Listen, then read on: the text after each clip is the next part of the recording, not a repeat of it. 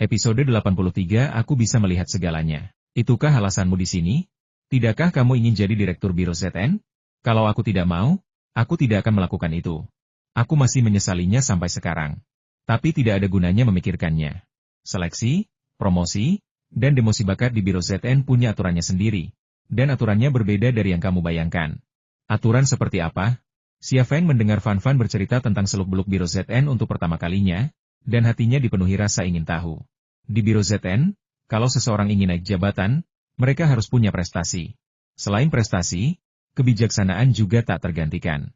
Kebijaksanaan? Ya, kebijaksanaan. Fan Fan berkata, biro ZN adalah biro intelijen, kau tahu itu. Tujuannya adalah memberikan nasihat kepada manajemen puncak dan memecahkan beberapa masalah sulit. Masalah sulit? Masalah spesifik apa saja?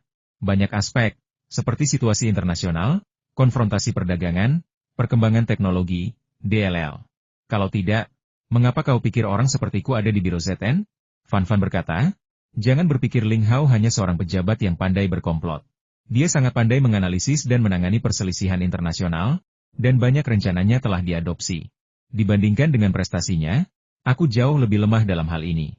Jadi ketika dia berkomplot melawanmu terakhir kali, aku juga cemas, karena jika dia mengambil alih pabrik militer Le5 milikmu, dia pasti akan menjadi direktur biro ZN, dan tidak akan ada harapan bagiku.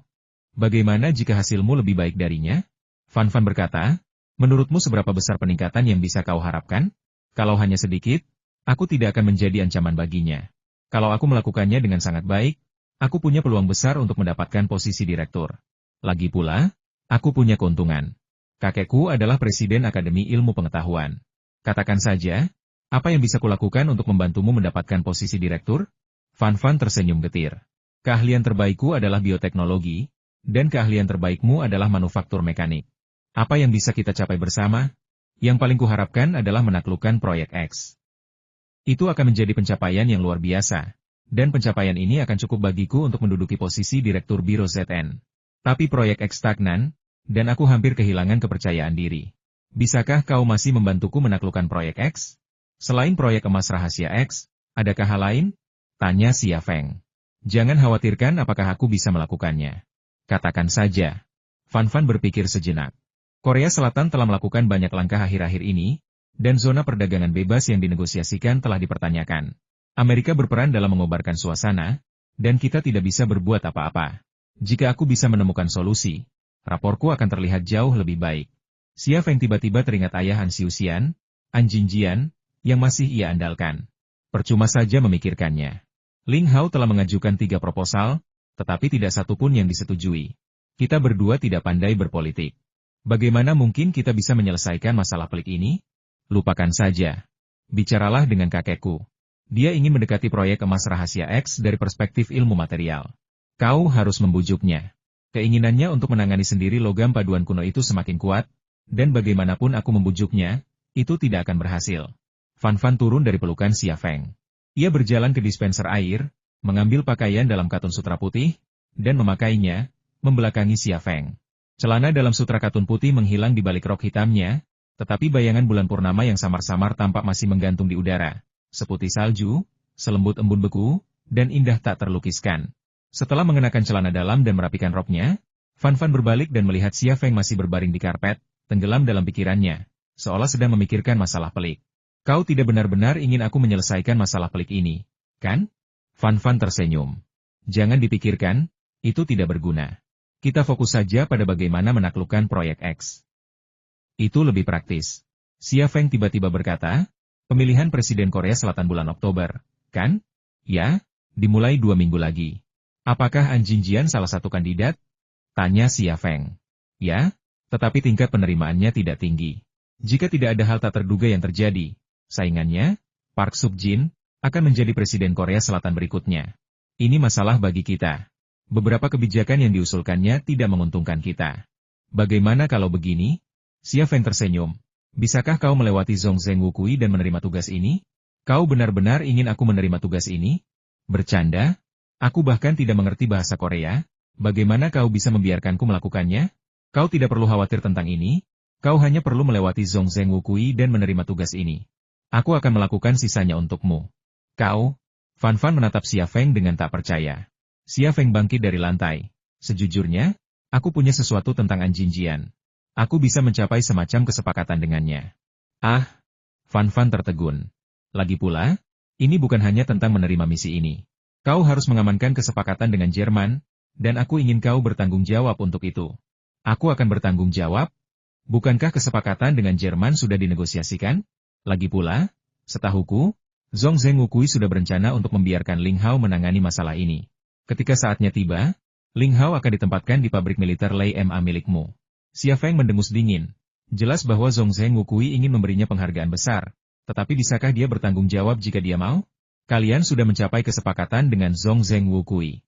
Apa kalian masih ingin menyabotase pengaturan personelnya untuk masalah ini?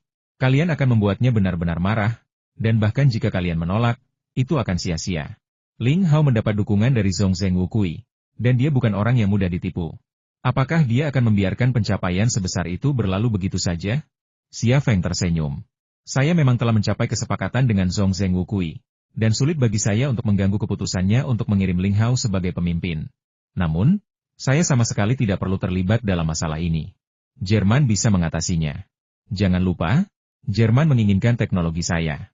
Saya mengajukan permintaan seperti itu, bagaimana mungkin mereka tidak memuaskan saya? Fan Fan tiba-tiba mengerti dan tersenyum.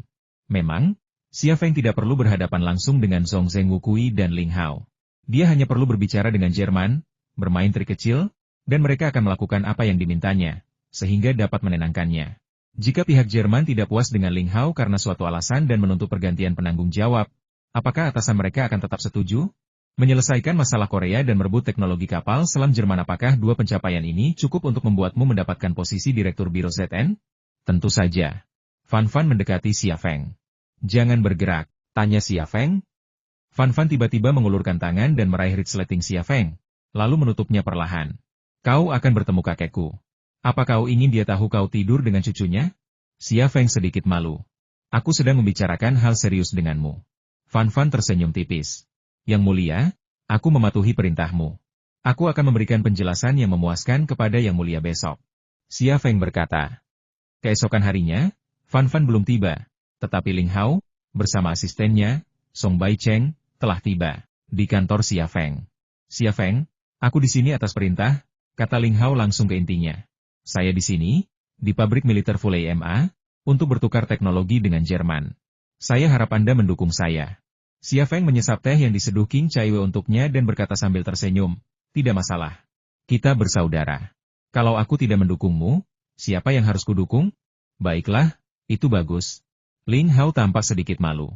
Baiklah, jangan terlalu ambil hati dengan kejadian terakhir kali. Saya akui saya salah. Ini salah saya. Semua orang pernah berbuat salah. Tapi saya berjanji, saya tidak akan mengulangi kesalahan itu. Saudara Ling, apa yang Anda bicarakan? Saya benar-benar lupa, kata Xia Feng. Ling Hao tertegun sejenak, lalu terkekeh. Untung saya lupa, untung saya lupa.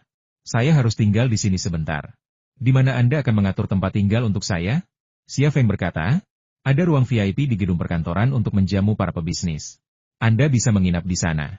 Anda juga bisa menginap di villa. Sylvia dari Rheinmetall dan saya tinggal di sana. Apakah villa ini cocok untukku? Ya, aku akan segera mengaturnya. Senyum tipis tersungging di bibir Xia Feng.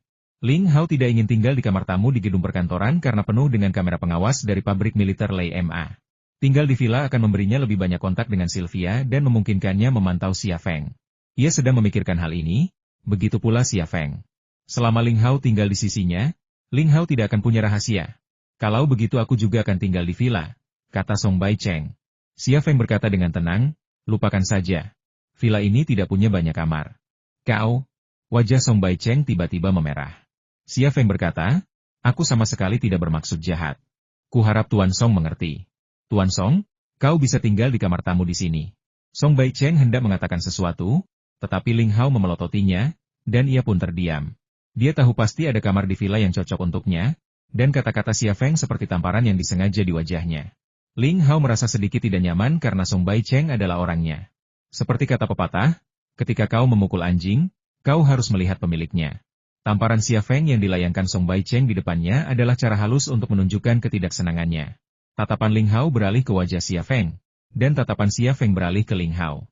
Keduanya saling tersenyum. Suasananya harmonis, Tetapi di baliknya terdapat hawa dingin. Ling Hao dan Song Baicheng menetap di pabrik militer Lei Ma. Xia Feng tidak repot-repot menyapa Ling Hao. Setelah mengatur Ling Hao di villa, ia menuju ke bengkel sistem pertahanan di pabrik militer Lei Ma. Tuan Xia, tunggu saya, suara Sylvia terdengar dari belakang. Xia Feng berhenti sejenak, menoleh ke arah mekanik Jerman itu, dan tersenyum. Ia berkata dalam bahasa Jerman, Nona Sylvia, selamat pagi. Masih pagi. Aku sudah bangun 3 jam, kata Sylvia. Tidak bisa bahasa Mandarin sungguh merepotkan. Penerjemahku baru akan tiba dari Jerman beberapa hari lagi. Aku akan sangat berterima kasih atas bantuanmu beberapa hari ini. Xia Feng menambahkan, sekretarisku, Qing Chaiyue, juga bisa berbahasa Jerman. Jika kau butuh sesuatu selama aku pergi, kau bisa memintanya. Ya, terima kasih, kata Sylvia. Tuan Xia, apakah kau akan pergi ke bengkel? Bolehkah aku ikut? Matanya penuh semangat. Xia Feng mengerti maksudnya, tetapi ia tidak menolak. Ia langsung setuju, ikut aku. Bengkel sistem pertahanan itu ramai dengan aktivitas. Sistem pertahanan pabrik militer Thunder Horse sudah memproduksi sejenis lapis baja reaktif. Lapis baja reaktif jenis ini merupakan komponen vital kendaraan tempur dan tank. Jika diserang peluru atau rudal anti-tank, lapis baja itu akan meledak keluar, mencegah tank atau kendaraan tempur hancur. Ini memastikan kelangsungan hidup tank dan kendaraan tempur di medan perang, serta keselamatan personel. Sebagai produk pertahanan pertama dari pabrik militer Thunder Horse, produk ini akan digunakan pada tank dan kendaraan lapis baja yang diproduksinya. Sebenarnya, rencana Xia Feng untuk bengkel artileri dan sistem pertahanan adalah untuk melayani tank dan kendaraan lapis baja yang akan segera diproduksi Thunder Horse. Sekembalinya dari Jerman, Xia Feng telah menanamkan pemikirannya pada seluruh perusahaan Rheinmetall, memahami sepenuhnya semua produk dan teknologinya. Semua yang ia bawa kembali dari Rheinmetall digunakan di Thunder Horse, tetapi bukan salinan lengkap. Ia melakukan banyak penyempurnaan dan menambahkan banyak desainnya sendiri. Oleh karena itu, Thunder Horse kini pada dasarnya merupakan versi Rheinmetall yang lebih tangguh, meskipun skala dan kapasitas produksinya masih belum dapat menandingi Rheinmetall. Bengkel pertahanan dikelola oleh banyak teknisi Rusia dan Ukraina, beberapa di antaranya adalah insinyur senior. Mereka semua adalah individu-individu berkeahlian tinggi yang direkrut dengan biaya besar oleh Thunder Horse. Xia Feng tidak dapat menangani semuanya sendiri. Ia hanya mengawasi aspek-aspek yang paling canggih dan menyelesaikan masalah-masalah rumit, menyerahkan sisanya kepada karyawannya. Kemunculan Xia Feng di bengkel pertahanan menimbulkan sedikit keributan. Banyak teknisi asing, insinyur senior, dan pekerja lokal datang menyambutnya. Xia Feng memberi isyarat agar mereka melanjutkan pekerjaan, lalu mengajak Sylvia berkeliling bengkel sistem pertahanannya. Sylvia awalnya berhasil tetap tenang, tetapi segera kehilangan ketenangannya. Di bengkel pertahanan pabrik militer Rema, ia melihat jejak Rheinmetall. Tetapi setelah diamati lebih dekat, terungkap hal lain desain dan mesin di sana jelas lebih canggih daripada Rheinmetall. Bagaimana? Bagaimana ini mungkin? Sylvia akhirnya tak kuasa menahan rasa terkejut dan terkejutnya. Lalu berkata, Tuan Xia, desain dan lini produksi Anda tampaknya bahkan lebih canggih daripada bengkel sistem pertahanan Rheinmetall kami. Banyak perbaikan telah dilakukan, dan kami bahkan belum menemukan masalah apapun. Bolehkah saya bertanya siapa kepala teknisi yang bertanggung jawab merancang bengkel ini? Xia Feng tersenyum. Begitu jauh, namun begitu dekat. Apa katamu? Sylvia bahkan tidak bisa mengerti bahasa Mandarin, apalagi idiom yang lebih rumit.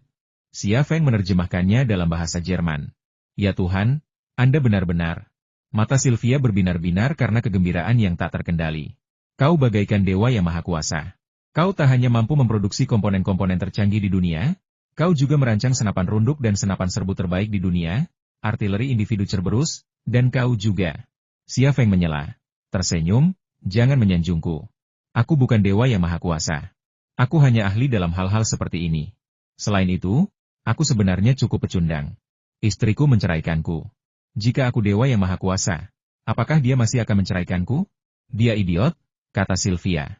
Maaf, bukan itu maksudku. Aku hanya ingin bilang dia melakukan sesuatu yang bodoh. Kurasa jika ada pria yang hampir sempurna di dunia ini, itu adalah kau. Aku tak bisa membayangkan siapapun yang lebih baik darinya. Matanya berbinar gembira, dan Xia Feng tahu apa yang dipikirkannya.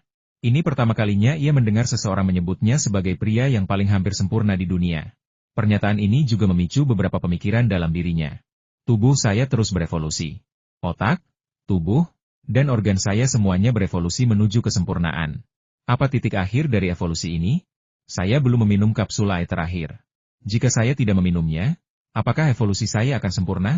Jika saya meminumnya, apakah saya akan mencapai kesempurnaan lebih cepat? mengonsumsi, atau tidak kapsulae terakhir hanyalah sebuah pilihan. Pilihan ini mungkin tampak sederhana, tetapi bagi Xia Feng, ini adalah pilihan tersulit di dunia. Jika ia tidak meminumnya, ia tidak merasa tidak puas dengan situasi saat ini. Tetapi jika ia tidak meminumnya, ia tidak dapat menahan godaan akan apa yang akan terjadi setelah meminumnya. Tuan Xia, saya pikir, suara Sylvia menyela pikiran Xia Feng. Xia Feng bertanya, apa yang ingin Anda lakukan? Sylvia tergagap, saya ingin melihat meriam Cerberus rancangan Anda. Apakah itu mungkin? Xia Feng menjawab, tentu saja. Kau tidak hanya boleh melihatnya, tapi aku juga akan memberimu satu dan membiarkanmu membongkarnya. Aku juga akan memberimu izin untuk mengambil fotonya dan mengirimkan foto-foto itu kembali ke Rheinmetall. Ini, Sylvia menatap Xia Feng dengan heran, tak percaya bahwa Xia Feng telah memenuhi keinginannya yang paling berharga. Ia bahkan telah memutuskan untuk mengorbankan dirinya demi mencapai keinginan ini. Tetapi sekarang tampaknya ia dapat mencapai tujuannya tanpa harus melepas sehelai pakaian pun. Xia Feng tiba-tiba mendekatkan diri ke telinga Sylvia dan berbisik, aku akan membantumu, tapi kau juga harus membantuku. Aku dalam masalah, dan kau bisa membantuku menyelesaikannya. Pipi Sylvia memerah pelan saat napas hangat Xia Feng berhembus ke telinganya. Apa yang kau inginkan dariku? Aku bukan tipe wanita yang hanya bisa berjalan-jalan denganku. Ia jelas salah paham, mengingat ambiguitas kata-kata Xia Feng dan cara bicaranya yang ambigu sekaligus sugestif. Xia Feng tidak ingin Sylvia salah paham lagi, lalu menyela. Yang kuinginkan sebenarnya sangat sederhana. Kau hanya perlu. Pipi Sylvia merona, dan ia merasa sangat malu. Hanya satu hal ini. Oke? Tanya Xia Feng sambil menatapnya. Sylvia mengangkat bahu. Agak canggung, tapi tidak masalah. Aku akan membantumu. Xia Feng tersenyum. Terima kasih sebelumnya. Ding ling ling, ding ling ling. Teleponnya berdering. Xia Feng mengeluarkan teleponnya, meliriknya, dan berjalan untuk menjawabnya. Aku sudah mengurusnya, suara Fan Fan menggema. Aku memanfaatkan koneksi kakekku dengan para petinggi dan mengkhianatinya. Xia Feng berkata dengan tenang, bagus sekali. Pesan para petinggi sangat jelas. Jika aku bisa menyelesaikan masalah Korea dan berhasil mendapatkan teknologi kapal selam Jerman, Zhongzheng Wukui akan pensiun dini, dan aku akan menjadi direktur biro ZN berikutnya, kata Fan Fan dengan suara yang lantang. Xia Feng tak bisa lagi berpura-pura tenang. Ia terkekeh. Haha, bagus sekali. Aku juga punya kabar baik untukmu. Aku sudah siap di sini, jadi tunggu kabar baikku. Aku juga punya kabar baik untukmu. Aku hampir menemukan penawarnya. Tunggu saja sampai kau menjadi ayahku. Tawa Fan Fan menggema di telepon. Xia Feng tiba-tiba merasa bahwa hubungannya saat ini dengan Fan Fan adalah hubungan paling rumit antara pria dan wanita di dunia. Larut malam, Xia Feng duduk diam di sofa kamarnya, tatapannya tertuju pada lantai di bawah kakinya. Lantai, bahkan lempengan beton, tak terlihat oleh mata kirinya. Ling Hao berada di ruangan di bawahnya, mengemasi barang-barangnya. Barang bawaannya sederhana sebuah koper, laptop, baju ganti, dan beberapa pasang pakaian dalam serta kaos kaki. Setelah menyimpan semuanya, Ling Hao duduk di sofa dan menelepon. Bos, aku sudah menetap di pabrik militer Le5. Suara Ling Hao terdengar lembut, tetapi Xia Feng masih bisa mengartikannya melalui bibirnya. Panggilan itu ditujukan kepada Zhongzheng Wukui.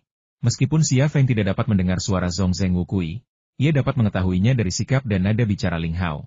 Fakta bahwa Ling Hao memilih menelepon Zhongzheng Wukui kali ini menunjukkan bahwa hubungannya dengan Ling Hao lebih dekat daripada Fan Fan. Ya, bos, jangan khawatir, aku akan mengurusnya, kata Ling Hao. Xia Feng sepertinya masih kesal padaku, tetapi dia tidak berani bersikap kasar kepadaku. Dia hanya menatap Song Bo Cheng dengan dingin. Aku tentu tidak akan peduli dengan hal kecil ini. Biarkan dia bangga untuk saat ini. Baiklah, aku akan menghubungimu segera setelah ada kabar. Selamat tinggal. Setelah panggilan berakhir, Ling Hao tidak meletakkan ponselnya, tetapi terus menelepon lagi.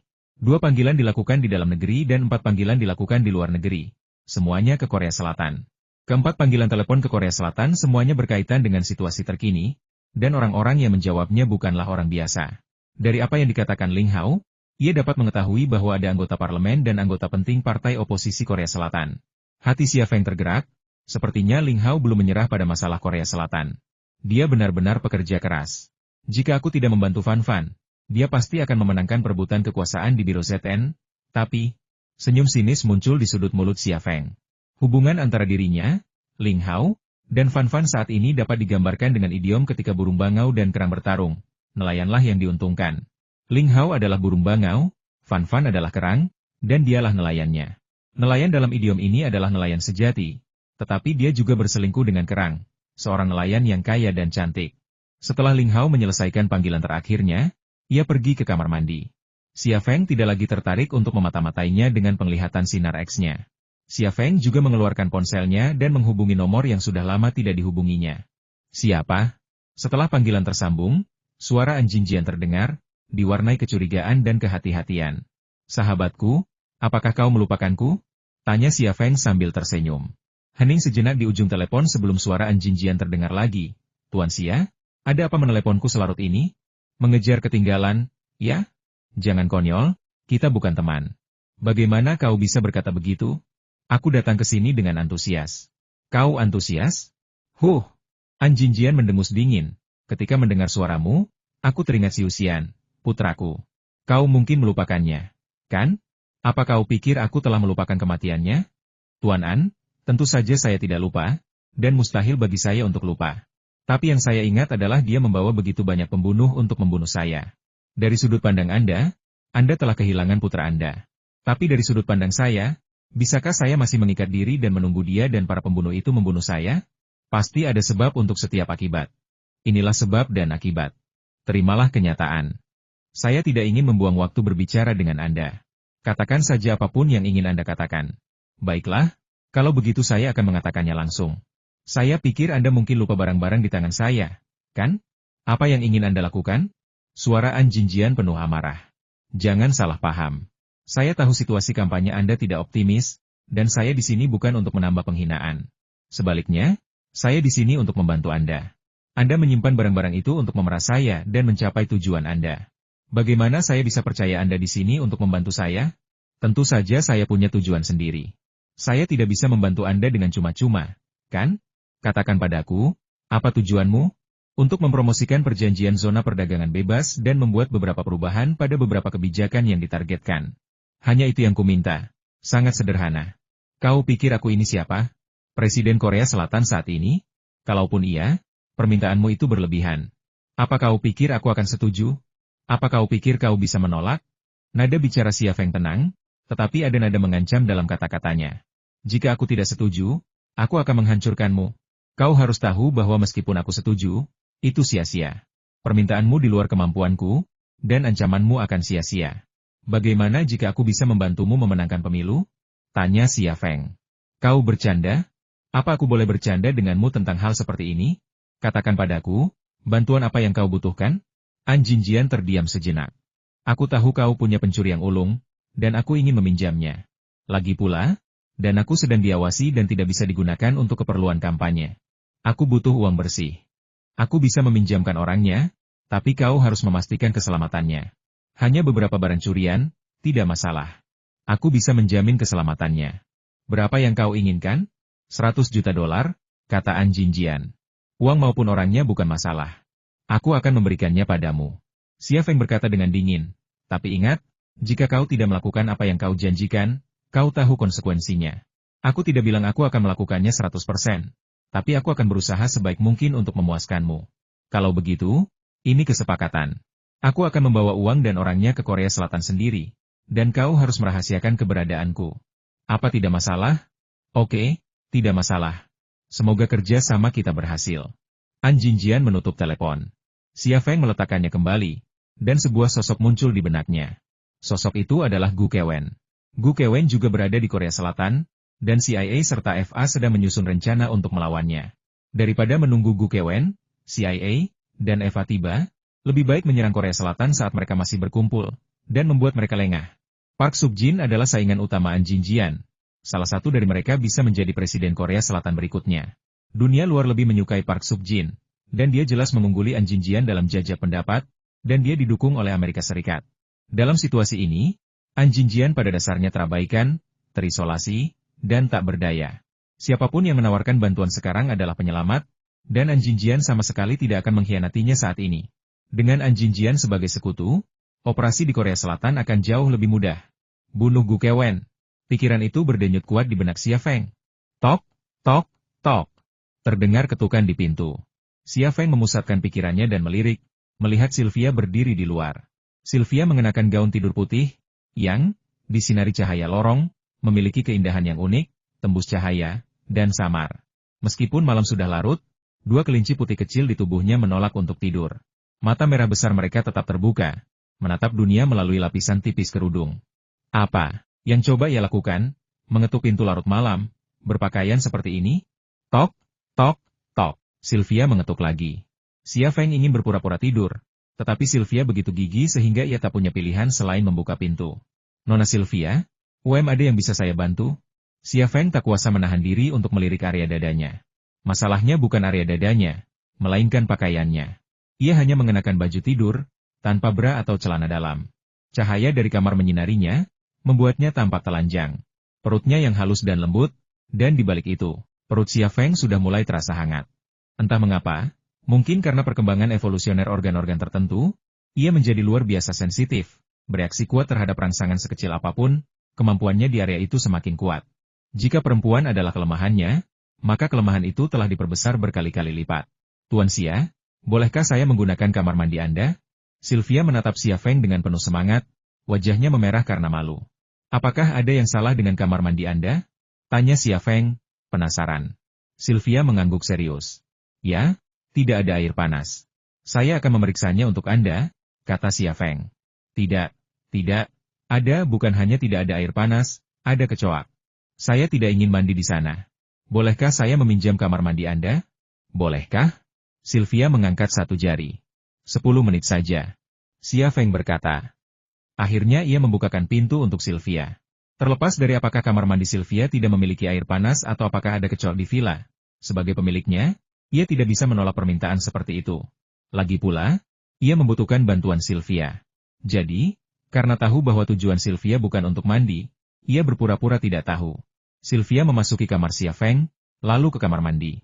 Suara cipratan air segera memenuhi udara. Xia Feng duduk di sofa, menatap pintu kaca buram yang tertutup rapat. Pintu itu bahkan tak ada di matanya. Dan Sylvia jelas sedang mandi, membasuh tubuhnya dari atas, bawah, depan, belakang, dan sebagainya, dengan busa yang melimpah. Apakah dia benar-benar di sini untuk mandi? Xia Feng bertanya-tanya, dan entah kenapa, ia merasa sedikit kecewa. Beberapa menit kemudian, suara Sylvia tiba-tiba terdengar dari kamar mandi. Oh, Tuan Xia, saya lupa handuk saya. Bisakah Anda meminjamkan handuk Anda? Benar saja, ia sebenarnya tidak di sini untuk mandi. Tidak masalah, kata Xia Feng, senyum licik tersungging di wajahnya. Ia mengambil handuknya dan membawanya ke pintu kamar mandi. Ia mengulurkan tangan dan mengetuk. Sylvia tiba-tiba membuka pintu kamar mandi, bukan hanya sedikit, tetapi sepenuhnya. Saat pintu terbuka, tubuh telanjangnya terekspos dalam tatapan Xia Feng. Kecantikannya seindah pegunungan dan air. Xia Feng berpura-pura terkejut. Nona Sylvia, kau berhenti berpura-pura. Selangkanganmu ketahuan. Tatapan Sylvia beralih di antara kedua kaki Xia Feng. Setelah melirik sekilas, ia tiba-tiba mencondongkan tubuh ke depan. Tubuhnya yang basah menekan pelukan Xia Feng. Xia Feng memegang handuk, bingung harus berbuat apa lagi. Aku ingin tidur denganmu sejak di Jerman. Suara Sylvia bergetar karena gembira. Anina bilang kalau aku merayumu, ada kemungkinan 80% kau tidak akan menolakku, kan? Tanya Xia Feng. Anina, pecundang itu, kau mau mendengarkanku? Sylvia menatap Xia Feng, mata birunya dipenuhi gairah membara dan hasrat yang membara. Pertahanan batin Xia Feng tiba-tiba runtuh. Ia mengangkat Sylvia, melangkah ke tempat tidur, dan melemparkannya ke atasnya. Sebelum ia sempat membuka ikat pinggangnya, Sylvia menariknya ke bawah, bibir mereka bertautan erat. Seperti kayu kering yang bertemu api yang berkobar, api itu dengan cepat menjadi tak terkendali. Tiba-tiba terdengar ketukan di pintu, diikuti suara Yelena, Direktur Xia, ada urusan mendesak yang harus Anda selesaikan. Keduanya, yang terlibat dalam pergulatan, ketakutan. Yelena mengetuk 3 kali lagi. Keduanya, yang masih setengah terikat, akhirnya tersadar. Sylvia buru-buru melepaskan kakinya dari pinggang Xia Feng, sementara Xia Feng dengan panik merapatkan ritsletingnya, berkata, ayo. Setelah Sylvia mengenakan piyamanya, Xia Feng akhirnya membukakan pintu untuk Yelena. Yelena melirik Sylvia lalu mengalihkan pandangannya. Sylvia, di sisi lain, tampak begitu gugup hingga tak berani menatap Yelena. Yelena telah memperingatkannya, dan ia masih ingat pedang tajam di paha bagian dalam Yelena. Tapi jika ia punya pilihan untuk melakukannya lagi, ia tetap akan mengetuk pintu Xia Feng. Ada apa? Tanya Xia Feng. Yelena berkata, keluar dan bicaralah. Xia Feng meninggalkan ruangan, menutup pintu di belakangnya. Yelena mendekatkan diri ke telinga Xia Feng dan berbisik, ayahmu memintamu untuk datang. Xia Feng mengangguk. Kalau begitu, ayo kita pergi. Yelena melirik ke arah pintu. Apakah dia boleh tinggal di kamarmu? Xia Feng merendahkan suaranya. Ini hanya kamar, tidak ada rahasia di sana. Yelena tidak berkata apa-apa lagi dan menuju tangga. Xia Feng ragu sejenak, lalu membuka pintu dan berkata kepada Sylvia, aku ada urusan mendesak. Permisi. Kapan kau akan kembali? Sylvia jelas enggan melihat hubungannya dan Xia Feng berakhir. Aku tidak tahu. Kalau begitu, sebaiknya aku kembali ke kamarku, kata Sylvia kecewa. Xia Feng tersenyum padanya. Ingat janjimu padaku. Pastikan kau melakukannya. Sylvia mengangguk, senyum menggoda tersungging di bibirnya. Meninggalkan villa, Xia Feng melirik kembali ke kamar Ling Hao. Saat itu, ia melihat tirai bergerak sedikit. Senyum sinis tersungging di bibirnya. Ling Hao sedang mengintip. Mata kiri Xia Feng sedikit berkedut, dan kaca jendela serta gorden langsung menghilang dari pandangannya. Ia melihat Ling Xiao mengeluarkan ponselnya dan menelepon. Matanya terpaku pada bibir Ling Hao, menafsirkan kata-katanya. Xia Feng akan pergi dengan sekretarisnya. Ikuti dia dan lihat kemana dia pergi dan siapa yang akan ditemuinya. Setelah itu, Ling Hao menutup telepon. Xia Lei mengalihkan pandangannya. Ia tahu tanpa ragu bahwa panggilan Ling Hao ditujukan kepada Song Baicheng. Benar saja, tepat ketika Xia Feng dan Yelena masuk ke mobil, Song Baicheng telah menyelinap keluar dari gedung kantor, siap untuk mengambil mobilnya. Xia Feng mengerutkan kening. Orang itu benar-benar merepotkan. Aku tidak bisa memberitahu dia di mana ayahku tinggal. Ia masih belum menerima pengampunan yang selama ini ia cari, dan ia tidak ingin terjadi apa-apa. Yelena berkata dengan tenang, jalan saja. Aku sudah mengurus semuanya. Kau sudah mengurus semuanya? Sebelum aku mengetuk pintumu, keempat ban mobil Song Baicheng bocor, kata Yelena. Xia Feng? Mobil SUV Chevrolet Suburban itu keluar dari gerbang pabrik militer Le5 dan segera menghilang di kegelapan malam. Song Baicheng bergegas menuju sedan red flag-nya. Tepat saat ia hendak membuka pintu dan mengejar Xia Feng, tatapannya tiba-tiba beralih ke ban belakang, dan ekspresinya membeku. 2 detik kemudian, Song Baicheng menendang ban depan yang juga kempes dan meraung panik. Siapa yang melakukan ini? Siapa? Lebih dari 10 menit kemudian, mobil SUV Chevrolet Suburban itu berhenti di sebuah jalan kecil di tengah ladang. Xia Feng dan Yelena keluar dari mobil dan berjalan melewati desa pegunungan kecil, lalu mendaki lereng bukit dan tiba di depan pintu sebuah rumah pertanian. Halamannya gelap, tanpa penerangan. Namun Xia Feng sudah bisa melihat 7 orang berdiri di sana. Salah satunya adalah ayahnya, Xia Changhe, dan Erdemutu, harimau dari tim zodiak. 5 lainnya terdiri dari 2 orang kulit hitam, 2 orang kulit putih, dan 1 orang Asia. Dari kelima wajah yang tak dikenal ini, hanya ada 1 perempuan berkulit hitam. Ia berusia awal 20-an, bertubuh tinggi dan berkaki jenjang, dengan ciri khas kulit hitam berupa bibir tebal dan pinggul montok. Saat pertama kali melihatnya, Xia Feng mengira itu Rihanna, yang pernah ia temui sebelumnya. Tetapi ternyata bukan Rihanna, ia hanya mirip Rihanna. Saat itu, Xia Feng tiba-tiba berpikir, mungkinkah orang-orang ini anggota tim zodiak? Jika mereka semua anggota tim zodiak, ditambah Yelena, si ayam jantan di samping mereka, tim zodiak akan beranggotakan 7 orang, hanya kurang 5 orang dari total anggota tim. Masuk, kata Yelena. Xia Feng menahan kegembiraannya, mengulurkan tangan dan mendorong pintu hingga terbuka, lalu masuk. Semua orang di halaman memusatkan perhatian pada Xia Feng. Ada yang menatap dengan heran, ada yang hormat, dan ada pula yang penuh harap. Terlihat jelas dari ekspresi mereka bahwa mereka mengenal Xia Feng dan memahami arti pemuda ini bagi mereka. Meskipun kalian semua sudah melihat profilnya, aku tetap akan memperkenalkannya, kata Xia Changhe. Dia putraku, Xia Feng. Xia Feng mengangguk. Halo, semuanya. Xia Changhe kemudian berkata kepada Xia Feng, mereka semua dari tim zodiak, dan mereka semua mengerti bahasa Mandarin. Kemudian ia menambahkan, silakan perkenalkan diri kalian. Seorang pemuda kulit putih menghampiri Xia Feng, memeluknya, dan berkata dalam bahasa Mandarin, Long, Alessio, aku dari Italia. Xia Feng menepuk punggung Alessio. Seorang pemuda kulit putih lainnya juga maju untuk memeluk Xia Feng. Niu, Markus, aku dari Amerika. Xia Feng menepuk punggung Markus. Pemuda kulit hitam itu menghampiri dan memeluk Xia Feng. Domba, Bagu, aku dari Kongo. Xia Feng menepuk punggung Bagu. Wanita berkulit hitam itu juga datang dan memeluk Xia Feng. Kelinci, Amanda, aku dari Inggris. Xia Feng juga menepuk punggung Amanda.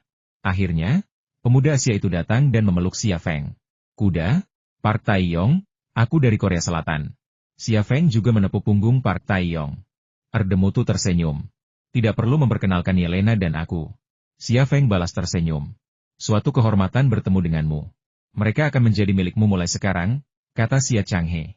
Mereka bisa melakukan apa saja untukmu. Kau tidak perlu sopan kepada mereka. Beri mereka perintah saja. Amanda berkata, Lei, kita semua adalah anak ayahmu. Kita adalah keluarga.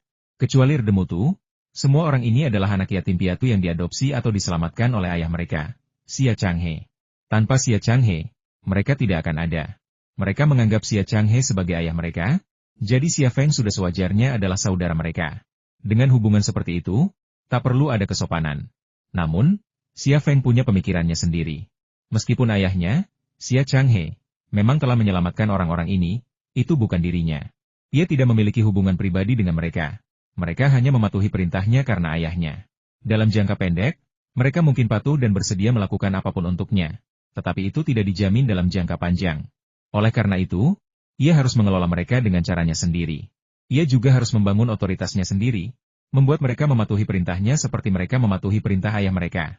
Dengan penuh perhitungan, Xia Feng tersenyum dan berkata, Ya, kita adalah keluarga. Aku telah secara efektif mengambil alih posisi kepala keluarga dari ayahku. Biar ku jelaskan secara singkat.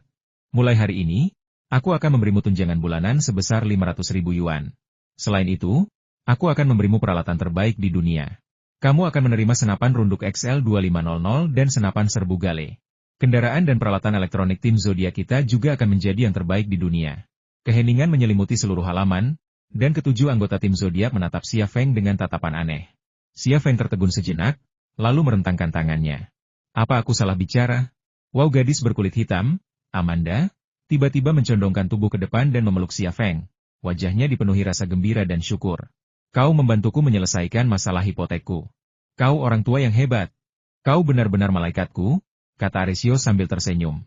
Park Taeyong tertawa dan berkata, jadi, mulai sekarang, aku bisa makan barbeque sepuasnya. Tak seorang pun merasa tidak senang. Xia Changhe, pendahulu tim zodiak, tidak memiliki sumber daya finansial dan materi seperti Xia Feng. Orang-orang ini bekerja untuknya tanpa dibayar. Kini setelah Xia Feng menjadi pemimpin baru, kemurahan hatinya dengan mudah memenangkan hati mereka. Tak seorang pun akan menolak uang. Bahkan pembunuh bayaran pun harus membeli beras dan roti, kan? Xia Changhe menghela napas, jangan manjakan mereka, bocah nakal. Xia Feng tersenyum. Tidak, jangan khawatir, ayah. Xia Changhe tidak berkata apa-apa lagi. Tak seorang pun mengenal seorang putra lebih baik daripada ayahnya. Dia tahu persis apa yang dipikirkan Xia Feng, dan dia yakin itu benar. Lagi pula, Xia Feng bukanlah dirinya. Jika Xia Feng mengendarai mobil mewah dan hidup mewah sementara orang-orang di belakangnya berjuang di lapisan bawah masyarakat, kebencian pasti akan tumbuh dalam diri mereka seiring waktu. Siapa yang masih mau bekerja untuk Xia Feng? Xia Feng mengobrol sebentar dengan beberapa anggota tim zodiak, mengenal mereka, sebelum langsung ke intinya. Ayah, aku akan pergi ke Korea. Ayah akan membunuh Gu Kewen? Tanya Xia Changhe. Xia Feng mengangguk. Dia harus mati. Aku tahu ayah akan melakukannya, jadi aku mengumpulkan mereka di sini sebelumnya. Desah Xia Changhe. Aku tidak akan menghentikanmu, tetapi ayah harus berhati-hati, karena ayah akan menghadapi pertempuran sengit. Aku akan berhati-hati. Di mana 5 orang lainnya? Tanya Xia Feng. Mereka tidak bisa datang untuk saat ini, tetapi ayah akan melihat mereka, kata Xia Changhe. Xia Feng teringat pik lagi, tetapi dia tidak bertanya. Lei, kapan kita berangkat? Park Taeyong berkata, Korea Selatan adalah wilayahku. Jika kau punya rencana, aku bisa kembali dan mengaturnya. Xia Feng berkata, kita akan berangkat besok malam. Kita harus menyelinap ke sana dengan membawa perlengkapan kita. Apa kau punya koneksi? Tidak masalah, jawab Park Taeyong lugas. Xia Feng kemudian berbicara kepada Erdemutu. Erdemutu, aku akan kembali nanti dan menyiapkan semua perlengkapan. Kau bisa mengendarai mobilku dan membawanya keluar. Erdemutu mengangguk, tidak masalah. Ayah, pengampunan akan diberikan besok. Besok kau boleh berjalan-jalan dengan bebas. Xia Feng berkata, pergilah temui Xiao Sui. Dia hampir lupa seperti apa rupamu. Xia Changhe mengangguk, air mata menggenang di matanya. Akhirnya pulang. Keesokan harinya di siang hari, Zhongzhen Wukui mengirim seseorang untuk menyampaikan pengampunan. Ini menandai titik balik dalam kehidupan Xia Changhe, yang memungkinkannya untuk keluar dari dunia gelap dan menuju dunia terang. Sebuah van tua terparkir di depan gedung perkantoran, dikemudikan oleh seorang sopir dari kota Bailu. Xia Changhe duduk di sofa belakang yang compang-camping, dengan 2 tas anyaman kotor berisi pakaian dan selimut di sampingnya. Pengaturan ini hanyalah kedok kembali dari pengembaraan. Hanya sedikit yang tahu identitas asli Xia Changhe, tetapi banyak yang tahu ayah Xia Feng telah hilang selama bertahun-tahun. Beberapa sandiwara harus dipentaskan, meskipun terkesan dibuat-buat. Bahkan sebelum pintu van terbuka, Xia Sui bergegas masuk. Namun ia berhenti mendadak, takut masuk. Ia takut ini semua mimpi, dan jika ia terlalu dekat, ia akan terbangun. Xia Feng menghampirinya. Silakan. Kaulah yang paling ingin dia temui. Xia Sui kemudian kembali ke van. Pintu van terbuka, dan Xia Changhe keluar, membawa 2 tas anyaman. Dia pria kekar, wajahnya penuh kerutan, dan beberapa uban di pelipisnya. Dia tampak seperti pekerja migran yang diselamatkan dari tambang setelah bertahun-tahun bekerja secara ilegal. Bagaimana mungkin dia ayah Direktur Xia? Ya, dia tampak seperti pekerja migran yang baru pulang kerja. Tentu saja, tangannya penuh kapalan. Bagaimana mungkin seseorang yang hidup mewah memiliki tangan sekasar itu? Pelankan suaramu. Direktur Xia tidak akan mendengar. Dia akan marah. Ya, ayah Direktur Xia telah hilang selama bertahun-tahun dan baru saja ditemukan. Jangan membuatnya marah. Sekelompok eksekutif Thunder Horse Group, yang menemani Xia Feng untuk menyambutnya, berbisik di depan gedung kantor. Xia Feng tak kuasa menahan tawa mendengar kata-kata itu. Ia tak kuasa menahan diri untuk bertanya-tanya, apakah orang-orang ini tahu apa yang dilakukan ayahnya dan bagaimana ia kembali? Apakah mereka masih akan membicarakannya seperti ini? Mungkin jika ayah mereka, Xia Changhe, melihat mereka, mereka juga akan takut, kan? Ayah Xia Sui tak bisa lagi menahan emosinya. Ia menangis dan menghambur ke pelukan Xia Changhe. Kenapa menangis? Jangan menangis, gadis bodoh. Xia Changhe menepuk punggung Xia Sui dengan lembut. Ia meminta Xia Sui untuk tidak menangis, tetapi air mata berlinang di matanya. Ia akhirnya tiba di rumah, hari yang telah ia nantikan selama bertahun-tahun. Di gedung kantor, Ling Hao diam-diam menatap Xia Changhe dan Xia Sui di lantai bawah. Tatapannya agak dingin. Song Bai Cheng, yang berdiri di samping Ling Hao, mencibir, kepala dinas rahasia organisasi FA, yang melakukan pembunuhan, pembakaran, dan pengkhianatan, ternyata bisa menikmati masa tuanya dengan tenang. Sungguh lelucon.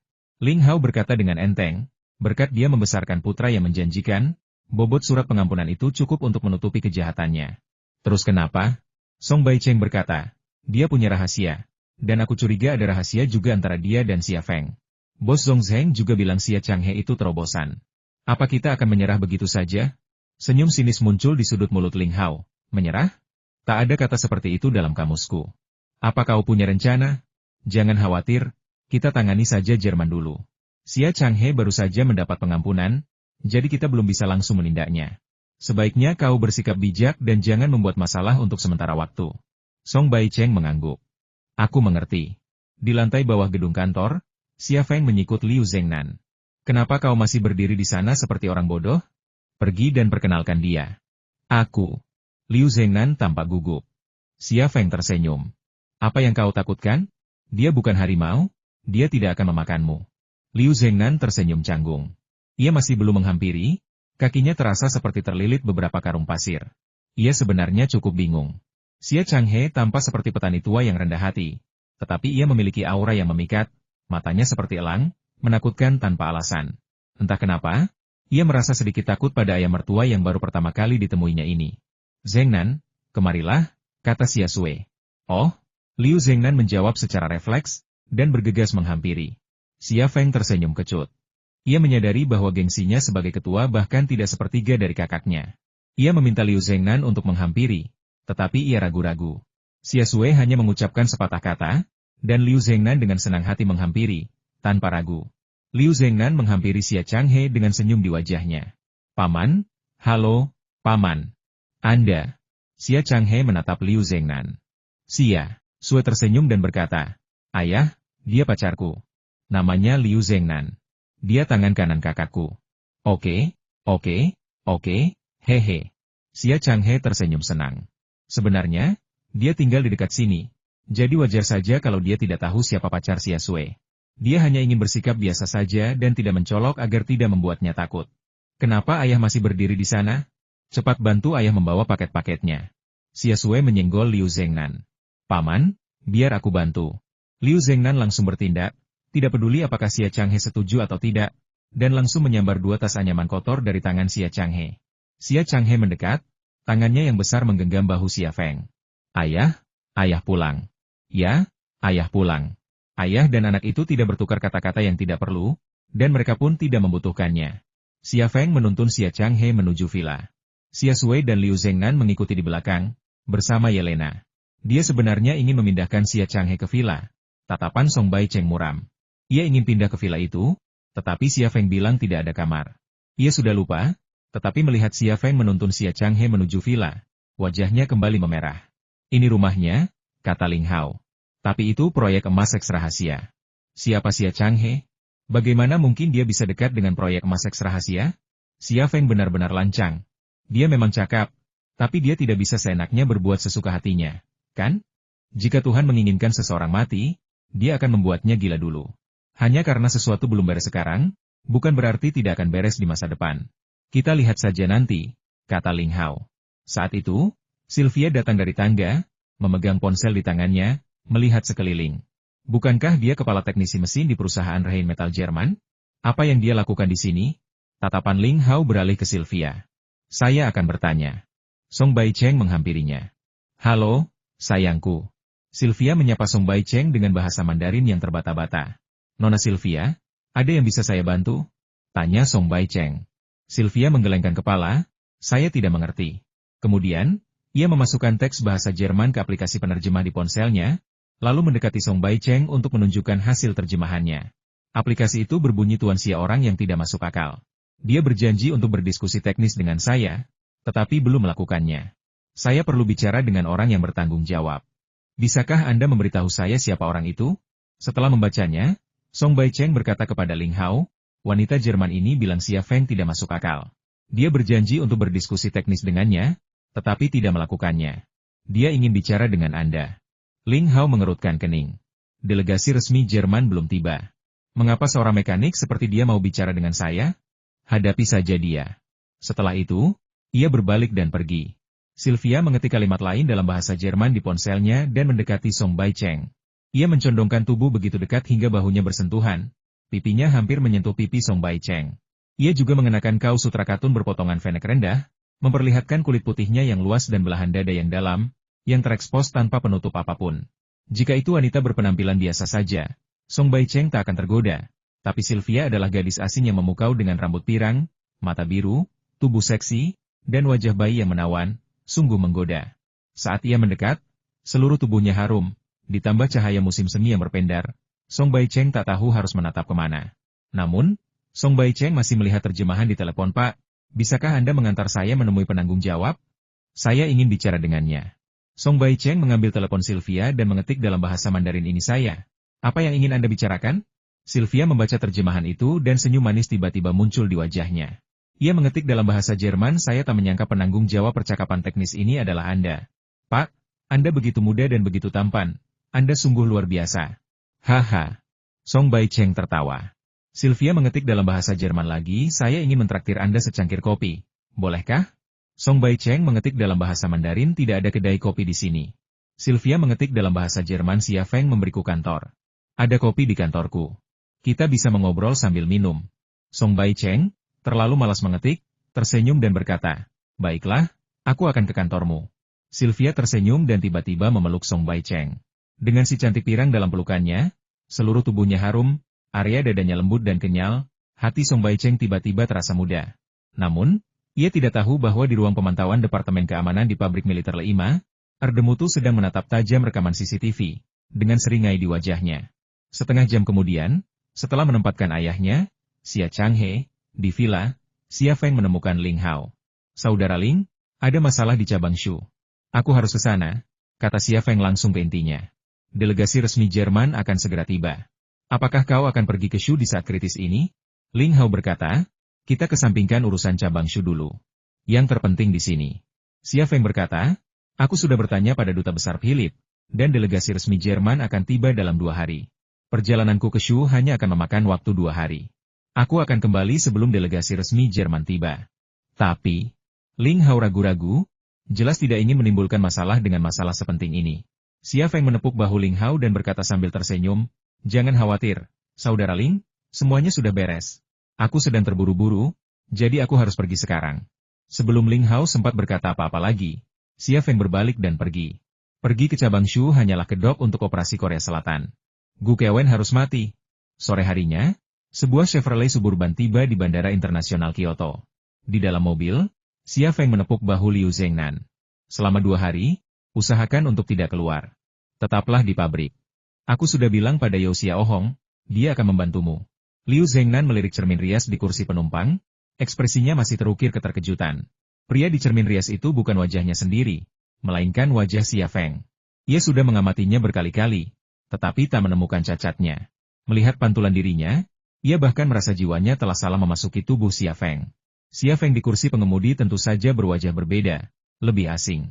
Ia tampak berusia awal 30-an, dengan kulit gelap. Ia sama sekali tidak terlihat seperti ketua Thunder Horse Group, melainkan lebih seperti pekerja migran yang sedang mengangkut batu bata di lokasi konstruksi. Berjalan di jalan seperti sekarang, tak seorang pun melirik, apalagi menarik perhatian. Masuklah, pesawatmu akan segera lepas landas. Kak, aku pergi sekarang. Aku tidak tahu apa yang kau lakukan. Tapi, hati-hati, kata Liu Zhengnan, membuka pintu mobil dan keluar. Catat kata-kataku, aku pergi. Hati-hati, pamit Xia Feng dan melaju pergi. Dia tidak memberitahu Yu Jungnam bahwa dia akan pergi ke Korea Selatan, juga tidak memberitahu apa tujuannya ke sana. Ini bukan soal percaya atau tidak percaya. Ini hanyalah tindakan perlindungan. Lagi pula, Yu Jungnam hanyalah orang biasa. Mengatakan yang sebenarnya tidak akan ada gunanya dan hanya akan menempatkannya dalam masalah yang tidak perlu atau bahkan bahaya. Bahkan, Xia Sue pun tidak tahu ayahnya adalah kepala dinas rahasia FA. Yang dia tahu hanyalah bahwa ayahnya telah terperangkap di Kuba selama bertahun-tahun dan baru saja diselamatkan oleh polisi Kuba dan kembali ke rumah. Xia Feng memasuki area parkir bandara, mematikan mesin, lalu keluar, lalu masuk ke dalam minivan Buick yang telah menunggu di dekatnya.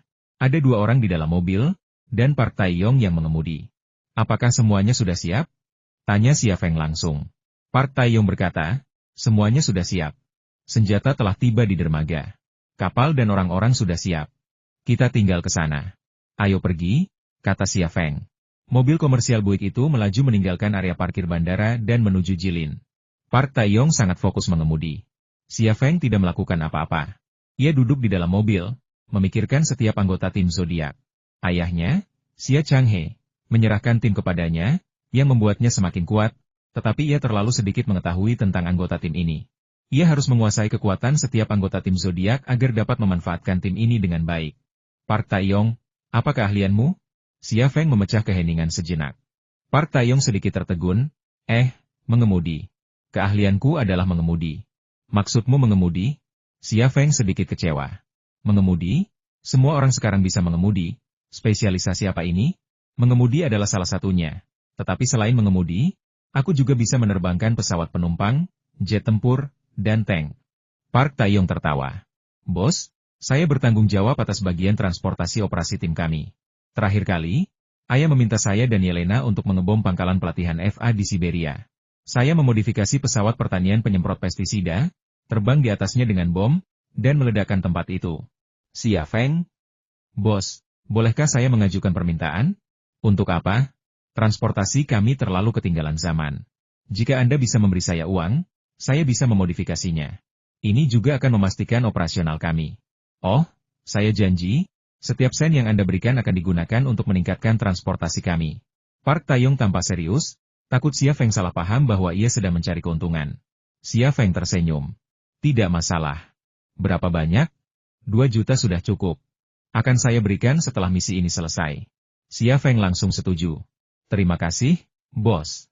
Anda sangat terus terang. Ayah juga terus terang, tapi beliau tidak punya uang. Xia Feng tersenyum dan mengganti topik pembicaraan. Ngomong-ngomong, ceritakan tentang yang lainnya. Saya tidak terlalu mengenal Anda, tapi saya harus memahami Anda dengan jelas. Apa masalahnya? Aku bisa ceritakan padamu. Park Tae-yong berkata, biar ku ceritakan dulu tentang Amanda. Pikiran Xia Feng tertuju pada gadis kulit hitam dari Inggris, yang mirip Rihanna, dengan tubuh yang menggairahkan. Ia penasaran apa yang Amanda kuasai. Dia orang Inggris, tinggal di London. Ketika ayahnya menemukannya, ibunya yang tunggal terbaring di gang dengan luka tembak di arteri karotisnya. Usianya baru 8 tahun saat itu, sangat mungil. Tapi sekarang dia bukan lagi gadis kecil yang lemah dan menyedihkan itu. Dia peretas tangguh, mampu dengan mudah meretas sistem internal CIA. Dia juga perencana taktis kami, yang mengatur banyak operasi. Xia Feng mengerti. Kelinci yang licik memiliki 3 liang adalah ungkapan Tiongkok yang terkenal. Kelinci mungkin tampak jinak dan menarik, tetapi mereka sangat berhati-hati dan licik. Amanda adalah kelinci dari tim zodiak, dan kekuatan serta karakteristiknya sangat cocok dengan kelinci yang licik. Park Tae-yong adalah kuda, yang kekuatannya adalah berlari, bergerak, dan kecepatan, dan kekuatan serta karakteristiknya juga cocok dengan kuda. Di mana Alessio? Xia Feng teringat pada pria Italia tampan itu, sang naga dari tim zodiak. Park Tae-yong berkata, Alessio berasal dari Sisilia, Italia, surga bagi para gangster. Kedua orang tuanya tewas dalam pertikaian antar geng.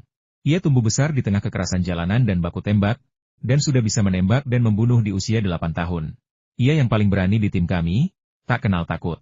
Ia selalu berada di garis depan dalam setiap pertempuran, dan selalu bertanggung jawab atas pembunuhan terbanyak. Yang paling berani, tak kenal takut, selalu berada di garis depan, mengalahkan musuh terbanyak, bagaikan naga yang menyeberangi sungai. Mungkin inilah mengapa ayahnya, Xia Changhe, menggunakan kata naga untuk menggambarkan Alessio. Bagu, dia dari Kananga, Kongo. Dia juga yatim piatu, orang tuanya meninggal dalam perang ketika dia masih sangat muda. Dia ahli dalam medan hutan dan pegunungan, akrab dengan hutan yang masih asli dan mampu menemukan rute dan sumber air yang tepat di medan pegunungan yang kompleks. Dia sangat diperlukan dalam peperangan gunung dan operasi hutan. Ayah memanggilnya kambing manusia. Park Tae-yong kemudian memperkenalkan Bagu. Kambing dapat melewati tebing curam dengan mudah, jadi penggunaan kata kambing oleh ayahnya untuk menggambarkan Bagu cukup tepat. Di mana Markus? Xia Feng teringat pada orang Amerika itu, si kerbau dari tim zodiak. Haha, apakah kau sedang membicarakan pria besar itu? Dia pria besar? Xia Feng mengingat penampilan Markus. Dia tidak merasa Markus terlalu besar, hanya sedikit lebih kuat dari yang lain. Park Tae-yong tersenyum dan berkata, itu karena dia pakai baju. Orang itu seperti kera yang tegap saat melepas bajunya. Dia berotot sampai ke tulang. Dia ahli bertarung di tim kami, spesialisasinya memang bertarung. Dia sudah menjadi jagoan di ring tinju bawah tanah Amerika selama bertahun-tahun. Kalau ayah tidak melarangnya, mungkin dia sudah jadi petinju profesional. Ayah selalu memanggilnya si banteng. Dia juga yang paling nekat di antara kami, selalu cari masalah. Xia Feng tak kuasa menahan senyum. Jago bertarung, sekuat lembu mungkin itulah sebabnya ayahnya, Xia Changhe, menggunakan kata banteng untuk menggambarkan Markus. Di mana Erdemutu?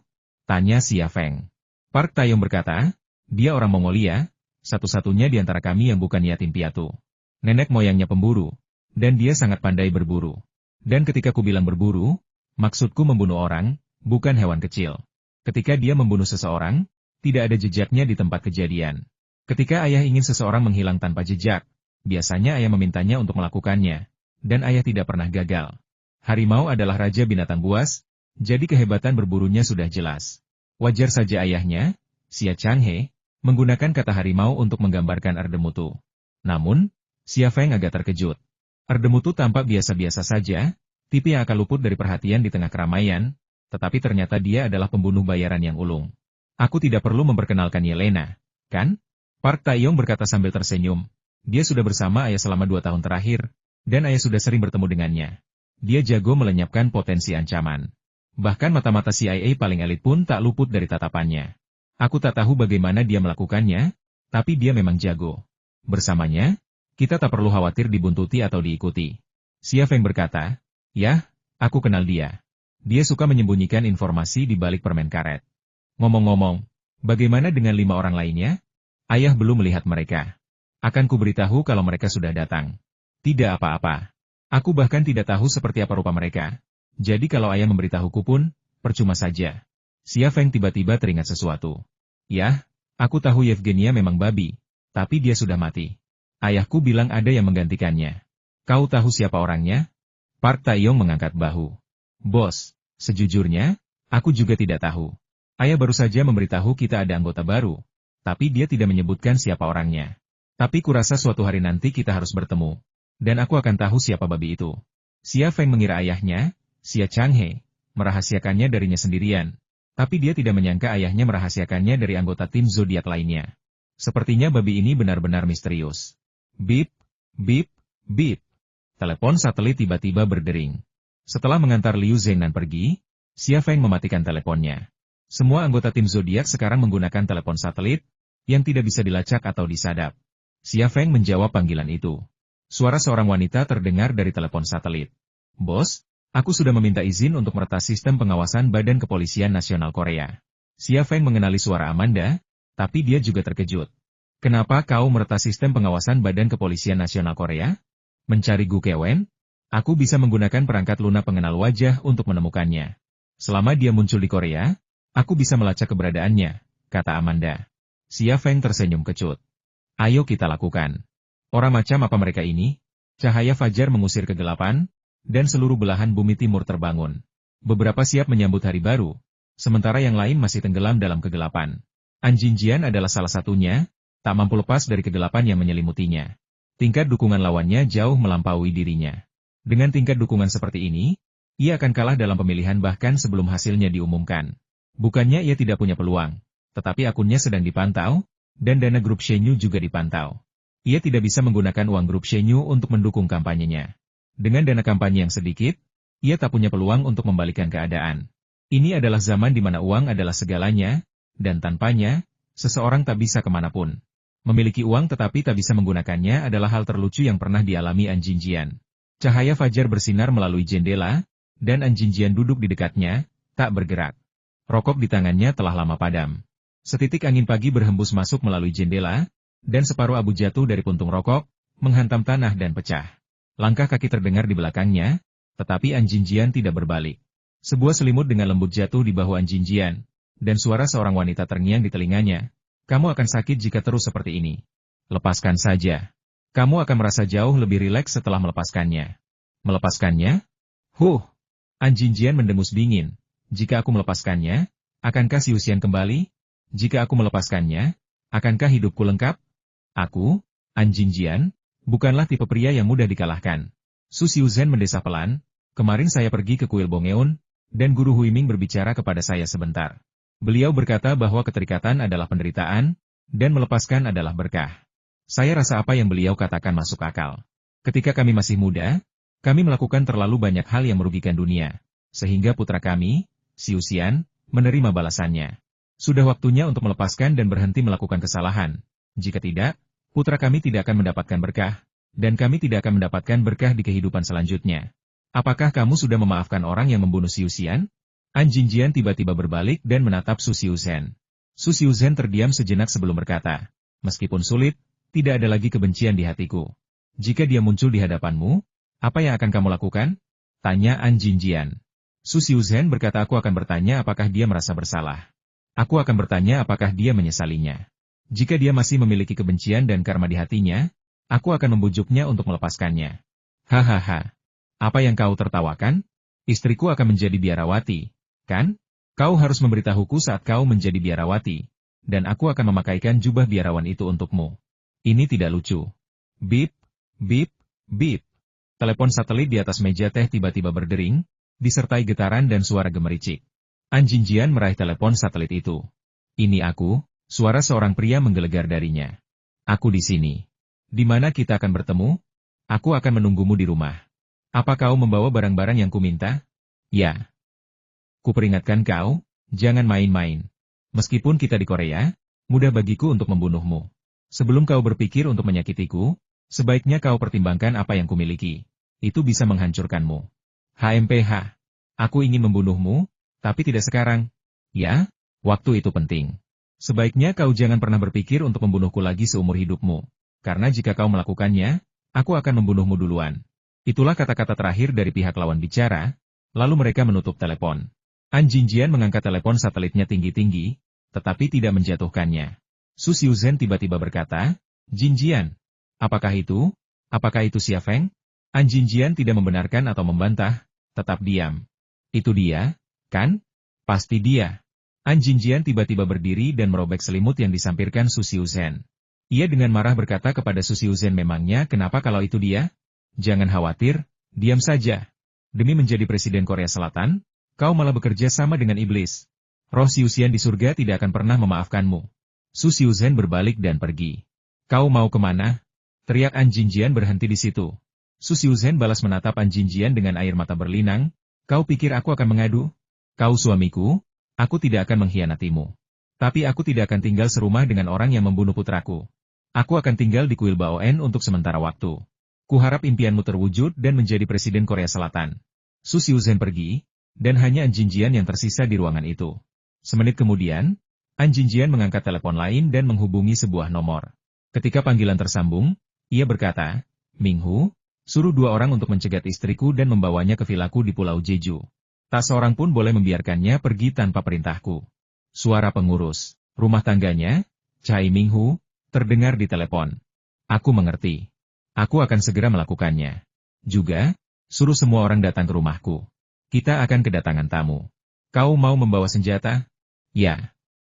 Sekalipun mereka tidak membutuhkannya, aku ingin mereka melihat kekuatanku. Aku mengerti. Aku akan segera melakukannya. Chai Minghu menutup telepon. Keheningan kembali menyelimuti ruangan. An Jinjian menatap matahari terbit dari jendela. Wajahnya tanpa ekspresi. Setelah berdiri diam sejenak, ia meninggalkan kamarnya dan pergi ke ruang tamu, menunggu kedatangan pria itu. Di ambang pintu berdiri 2 pengawal berkulit putih berwajah tegas, membungkuk hormat kepada An Jinjian.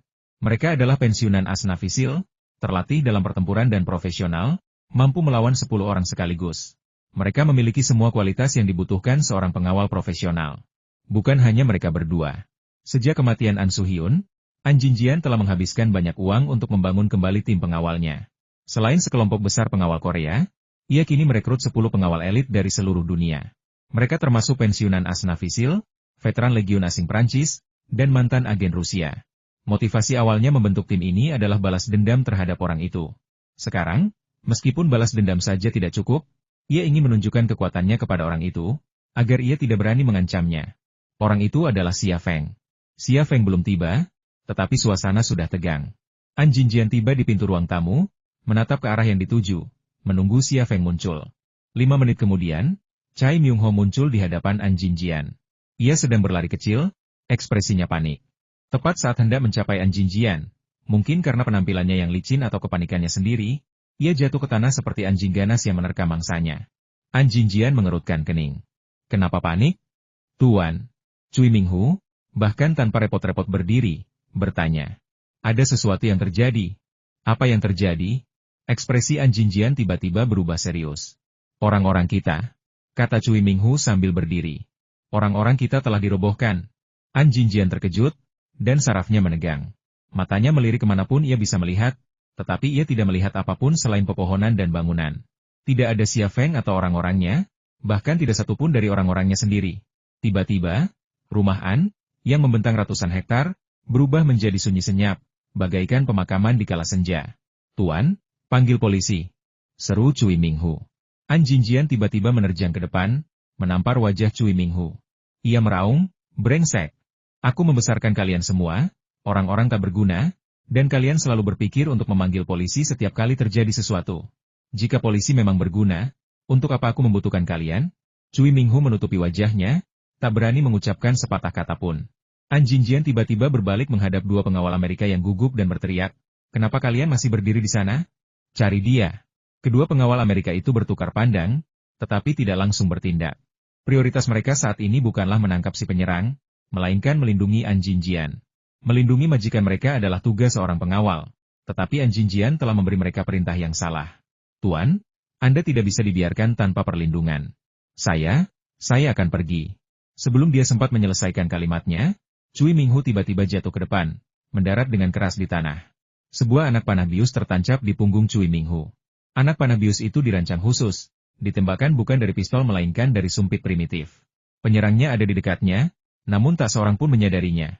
2 pengawal Amerika tiba-tiba menghunus senjata mereka, satu di setiap sisi, melindungi An Jinjian.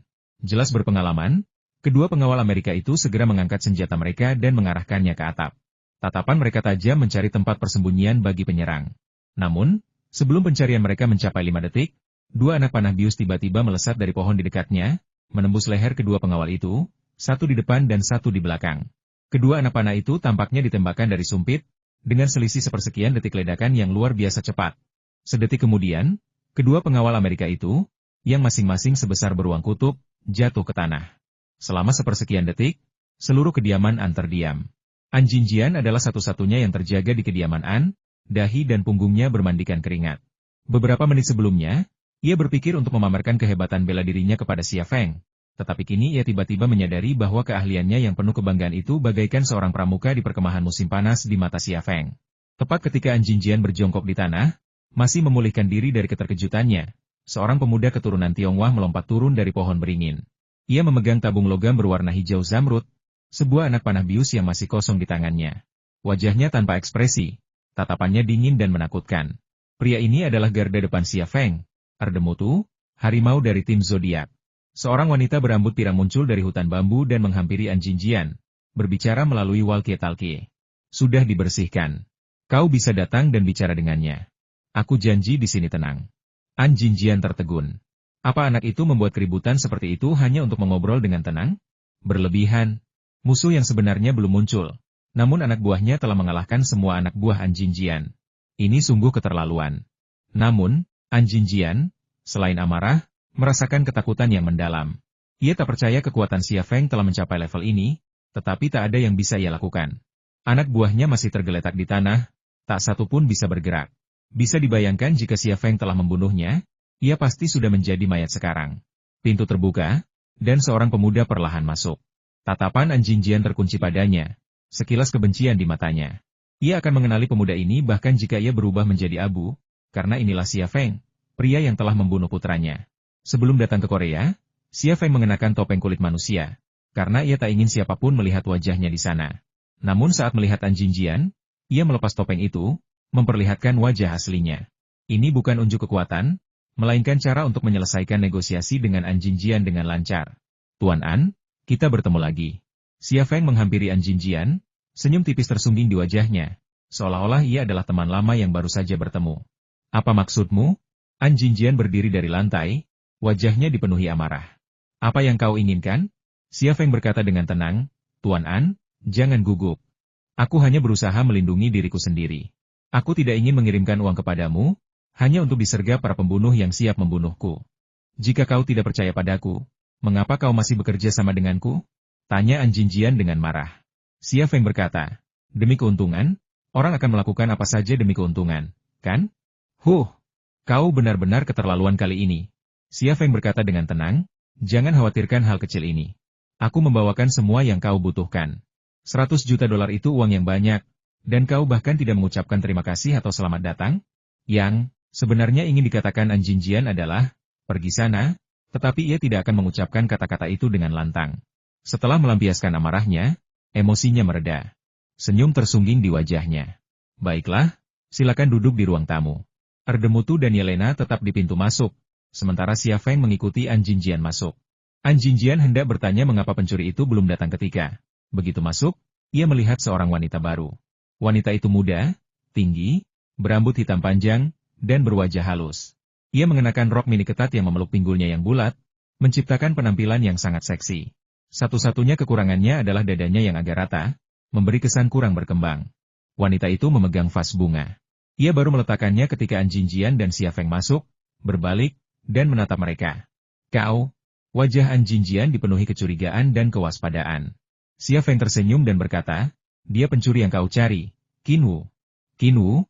An Jinjian berkata, itu nama pria. Aku tahu pencuri yang bersamamu itu pria, tapi yang kau bawa untukku itu wanita. Tuan An, apakah Anda ingin menyentuhnya? Wanita itu tiba-tiba berbicara. Mendengar kata-katanya, ekspresi An Jinjian tiba-tiba berubah, seolah-olah ia telah melihat hantu. Suara yang didengarnya adalah suara seorang pria. Wanita ini adalah Qin Xiang. Qinwu adalah nama samaran yang diberikan Xia Feng kepadanya, sebuah isyarat perlindungan. Xia Feng berkata, saya sudah mendapatkan orang-orang dan uangnya. Kita bisa mulai. Berikan saya uangnya, tinggalkan orang-orang Anda, dan Anda bisa pergi. Jawab An Jinjian. Xia Feng terdiam sejenak, lalu tiba-tiba tertawa. Tuan An, apakah Anda bercanda, atau Anda pikir saya bodoh? Jadi, bagaimana Anda menginginkan kesepakatan? An Jinjian mencibir. Apakah Anda berharap saya menandatangani sesuatu? Xia Feng melanjutkan, $100 juta itu uang yang banyak. Jika Anda memberikannya kepada Anda, bukankah seharusnya Anda memberi saya jaminan? Qinwu adalah saudara baik saya. Dia bekerja untuk Anda sekarang. Bukankah seharusnya Anda memberi saya semacam jaminan? Jaminan apa yang Anda inginkan? Jaminan seperti apa? Aku sudah menyiapkannya untukmu. Xia Feng membuka tas kerjanya dan mengeluarkan setumpuk dokumen tebal. An Jinjian mencibir, kau benar-benar siap. Dokumen apa yang kau ingin aku tanda tangani? Shenyu Group punya beberapa aset di Tiongkok. Akuntanku memperkirakan nilainya sekitar 600 juta yuan Tiongkok, atau sekitar $100 juta AS. Kalau kau menggadaikannya padaku, aku tidak takut kau mencuri uangku. Wajar, kan? Kurasa kau bercanda. Nilai pasar aset Shenyu Group di Tiongkok adalah 2 miliar yuan Tiongkok, atau lebih dari 300 juta dolar AS. Kau beri aku 100 juta dolar AS, dan kau ingin aku menggadaikan aset Shenyu Group di Tiongkok padamu? Xia Feng berkata, Tuan An, kalau Anda menggadaikan jam tangan senilai 1.000 yuan ke pegadaian, bisakah pegadaian itu memberi Anda 1.000 yuan? Saya ingin gadainya, bukan aset Anda yang sebenarnya. Setelah pemilu, Anda akan menjadi Presiden Korea Selatan. Siapa yang akan memantau rekening Anda? Anda bisa mengembalikan uang saya kapan saja, dan saya juga akan mengembalikan barang-barang yang Anda gadaikan. Saya bahkan tidak akan membebankan bunga. Apalagi yang Anda inginkan? Pada saat ini, Qin Xia menyela, kita harus merasa cukup dan bijaksana. Kami datang jauh-jauh dari Tiongkok untuk membantumu, bukan untuk mencari uang. Jika kau membuat hambatan lagi, aku tidak akan membantumu. An Jinjian ragu sejenak, lalu akhirnya mengangguk. Baiklah, aku akan tanda tangani. Aku akan menggadaikan aset Shenyu Group di Tiongkok kepadamu. Setelah itu, aku akan mengembalikanmu 100 juta, dan kau akan mengembalikan aset itu kepadaku. Tunjukkan padaku apa yang kau miliki. Xia Feng menyerahkan setumpuk besar dokumen kepada An Jinjian. An Jinjian duduk di sofa dan mulai membacanya. 10 menit kemudian, ia tiba-tiba mengangkat sesuatu yang bukan dokumen gadai aset dan bertanya dengan tajam, apa ini? Itu adalah surat komitmen yang khusus disiapkan Xia Feng untuk An Jinjian, yang berisi beberapa hal yang Xia Feng ingin An Jinjian lakukan. Hal-hal itu juga merupakan hal-hal yang perlu diselesaikan Fan Fan. An Jinjian tiba-tiba membanting surat komitmen di atas meja kopi dan berkata dengan marah, kau hanya memberiku sedikit bantuan, tapi kau malah memintaku melakukan begitu banyak hal untukmu. Kau benar-benar keterlaluan. Xia Feng berkata, beberapa hal tidak perlu dilakukan setelah kau menjadi presiden. Kau adalah pemimpin partai nasional besar. Kau bisa menggunakan kekuatan partai nasional besar di parlemen untuk menangani hal-hal ini sekarang, dan kau tidak perlu menunggu sampai kau menjadi presiden. Jika kau pintar, janji rekanmu saat ini kepadaku akan lebih baik daripada janjimu kepadaku di masa depan. Aku juga bisa berjanji kepadamu, selama kau menyelesaikan masalah ini, aku tidak akan mengancammu lagi di masa depan. Aku akan mengembalikan semua yang ada di tanganku kepadamu. Kau pikir aku akan percaya? An Jinjian menatapnya dengan dingin. Xia Feng tersenyum. Kulihat kau belum memahami situasinya. Apa aku memohonmu untuk membuat kesepakatan denganku? Kau bebas menolak. Tapi pikirkan baik-baik jika kau menolak, barang-barangku akan berakhir di meja lawanmu. Aku yakin lawanmu akan ragu untuk mengungkapkannya. Saat itu, kau tidak hanya akan kehilangan hakmu untuk mencalonkan diri sebagai presiden dan mengendalikan partai nasional besar, kau bahkan bisa menghadapi tuntutan dan menghabiskan sisa hidupmu di penjara. Aku memegang semua yang kau miliki di tanganku, dan kau masih berani bernegosiasi denganku? An Jinjian tampak ragu-ragu. Ia tahu ia tidak punya pilihan lain, tetapi ia benar-benar tidak bisa mempercayai Xia Feng. Lupakan saja, ayo pergi. Xia Feng melambaikan tangannya, berbalik dan berjalan pergi, sambil berkata, pergi dan berikan barang-barang itu kepada Park Sojin nanti. Kurasa mereka lebih baik di penjara. Tidak masalah, kata Qin Xiang. Tunggu. An Jinjian menggertakkan gigi dan berkata, aku akan tanda tangan. Xia Feng berbalik dan berkata sambil tersenyum, bukankah sudah cukup? Akan lebih bagus jika kita bisa menandatanganinya dengan cepat. Kenapa membuatnya begitu tidak menyenangkan? An Jinjian mengeluarkan pena emas Parker dan dengan cepat menandatangani beberapa dokumen hipotek aset. Ia kemudian mengangkat penanya untuk menandatangani surat komitmen. Namun saat itu, Xia Feng menghentikannya. Tunggu, kata Xia Feng. Bacakan surat komitmen itu kepadaku dalam bahasa Korea. An Jinjian menatap Xia Feng dan menyadari bahwa Xia Feng sedang memegang ponsel, dan sepertinya ada kameranya. Ia tiba-tiba mengerti dan menjadi marah. Kau bahkan merekamnya, kata Xia Feng. Ini hanya untuk keamanan ekstra. Jangan khawatir, setelah kau memenuhi beberapa hal dalam surat komitmen, aku akan memberimu ponsel itu. Aku bersumpah tidak akan menyalinnya. Apakah ia akan menyalinnya? Bahkan ia sendiri tidak tahu. Jika An Jinjian menjadi Presiden Korea Selatan, militer dan agen Korea Selatan akan mematuhi perintahnya. Pada saat itu, akan sangat mudah bagi An Jinjian untuk membalas dendam, karena ia bisa saja mengerahkan pasukan khusus dan agen paling elit Korea Selatan. Namun, jika ia memiliki sesuatu yang mampu mengirim An Jinjian ke neraka, beranikah ia bertindak gegabah? Oleh karena itu, klaim bahwa ia tidak akan menyalinnya adalah sebuah kebohongan. An Jinjian sangat menyadari hal ini, tetapi ia tidak punya pilihan lain. Ia menggertakkan gigi dan membaca isi surat komitmen itu dengan keras dalam bahasa Korea. Akhirnya, ia menandatanganinya. Xia Feng menyimpan beberapa dokumen hipotek aset dan surat komitmen tersebut, lalu mengulurkan tangannya kepada An Jinjian dan berkata sambil tersenyum, Tuan Presiden, senang bekerja sama dengan Anda. An Jinjian bahkan tidak mengulurkan tangannya. Ia hanya menatap Xia Feng dengan dingin. Saya akan memenuhi janji saya, dan Anda juga harus memenuhi janji Anda. Jika tidak, saya akan mati bersama Anda. Xia Feng berkata, sebenarnya, ada cara yang sangat sederhana untuk menyelesaikan masalah di antara kita, yaitu berteman, bukan bermusuhan. Aku, Xia Feng, tidak akan pernah mengkhianati teman-temanku, tidak sekalipun sebelumnya, dan tidak akan pernah lagi di masa depan. Selama kau berteman denganku dan kita bekerja sama, kita berdua akan diuntungkan.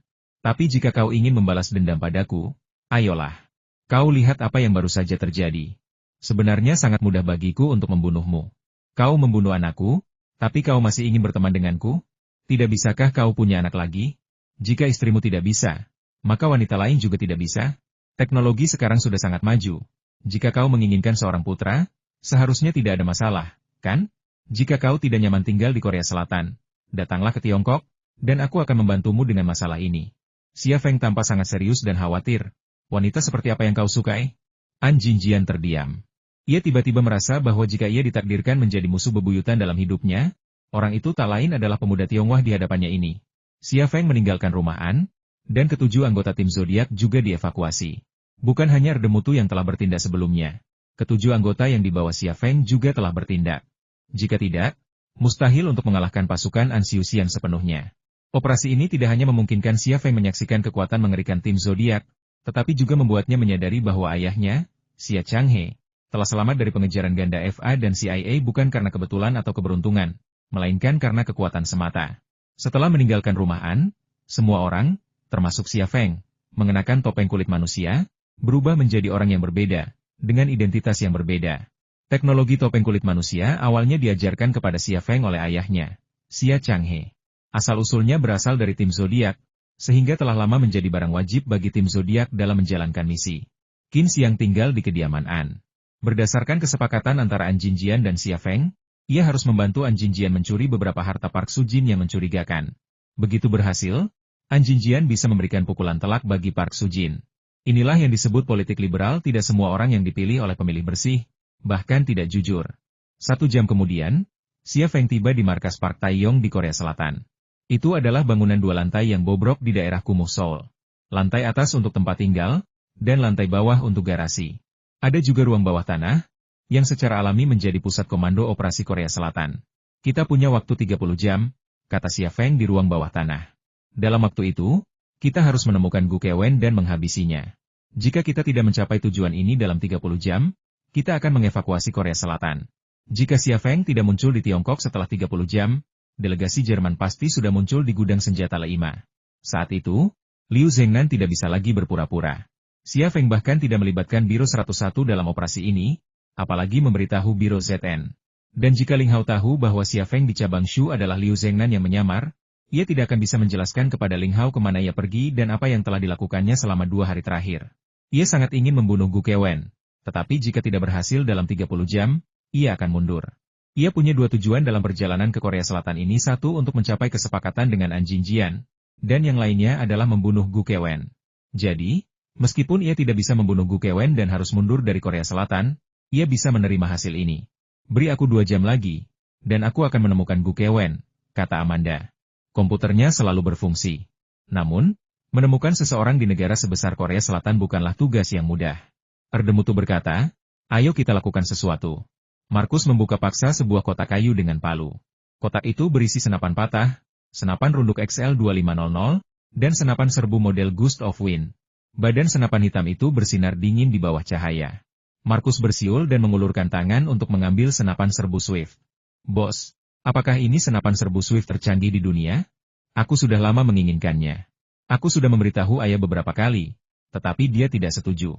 Xia Feng tersenyum dan berkata, 1 senapan serbu Swift dan 1 senapan runduk XL2500 untuk kita masing-masing. Mulai sekarang, ketika gudang senjata Thunder Horse mendapatkan senjata dan peralatan tercanggih, kita akan menjadi yang pertama diperlengkapi. Bos, bolehkah aku minta kendaraan lapis baja? Tanya Alessio sambil tersenyum.